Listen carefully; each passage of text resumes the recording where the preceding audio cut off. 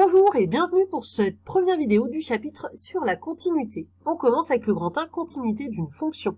Et tout d'abord, nous allons définir la continuité d'une fonction en un point A et sur un intervalle, en un nombre réel A. Alors une fonction f qui est définie sur un intervalle i avec petit a un nombre réel de cet intervalle, la fonction f elle est continue en petit a si la limite de f de x quand x tend vers a est égale à f de a. C'est-à-dire que la limite de f en a est égale à f de a. Et puis f est continue sur l'intervalle si ceci est vrai pour tout nombre réel de l'intervalle. Graphiquement, ça se traduit par le fait que la courbe représentative de f peut se tracer sans lever le crayon sur l'intervalle i. Voyons des exemples avec des courbes. Donc à gauche ici, eh bien la courbe d'une fonction définie sur moins 1,53 et cette fonction, en tout cas graphiquement, on peut voir qu'on n'a pas levé le crayon pour la tracer. Cette fonction, elle est continue. Et puis à droite, une fonction pour laquelle, pour tracer la courbe, on était obligé de lever le crayon ici, vous voyez, la valeur en 2, c'est le point ici. Ce n'est pas ce qui arrive si on continuait cette partie de la courbe. Donc ici, la fonction g, elle n'est pas continue, puisque en 2, elle n'est pas continue en 2, elle est continue pour le reste, puisque en 2, si on regarde à droite, ce que j'ai mis ici, la limite de g de x quand x tend vers 2, c'est bien égal à 2, c'est bien égal à g de 2, mais par contre, à gauche, la limite de g de x, on voit bien que ici ça tend vers 1, or ce n'est pas la valeur de g de 2, donc ici on a une discontinuité, la fonction n'est pas continue en 2.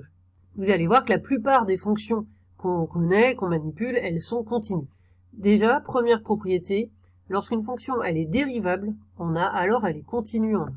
Donc si elle est dérivable sur un intervalle, alors elle est continue sur cet intervalle. Donc déjà, on a beaucoup de fonctions qui sont dérivables et donc on peut en déduire qu'elles sont continues. Attention, la réciproque est fausse. Une fonction peut être continue sans être dérivable en un point. Donc dérivable implique continu, mais continu n'implique pas dérivable, puisqu'on a des contre-exemples. Voilà un contre-exemple, la fonction racine carrée. Elle est continue en 0, racine carrée de x, quand x tend vers 0, on peut tout à fait remplacer x par 0, ça fait 0. Par contre, elle n'est pas dérivable en 0, car la fonction dérivée de la racine carrée, c'est 1 sur 2 racine de x, et ici, on ne peut pas remplacer x par 0. Ça donne une valeur infinie, c'est interdit. Donc ça c'est un exemple, donc une fonction qui est continue en un point, mais pas dérivable. Grâce à cette propriété qui nous dit qu'une fonction dérivable, elle est forcément continue, et bien donc on a un certain nombre de fonctions usuelles qui sont continues. Déjà, les fonctions polynômes, elles sont dérivables sur R, donc elles sont continues sur R. Ensuite, la fonction valeur absolue, elle est continue sur R. Alors la fonction valeur absolue est représentée ici, vous voyez qu'on ne lève pas le crayon, elle est bien continue. Par contre, elle n'est pas dérivable en 0, il y a un pic ici. Ce n'est donc pas une conséquence de la propriété précédente. Ensuite, la fonction racine carrée, elle est bien continue sur 0 plus infini. La fonction exponentielle, elle est continue, elle est dérivable, donc il n'y a pas de problème, elle est continue sur R. Et puis, toutes les fonctions construites par opération ou composition à partir des fonctions précédentes, elles sont continues sur leur ensemble de définitions. En particulier, les fonctions rationnelles sont continues sur leur ensemble de définitions.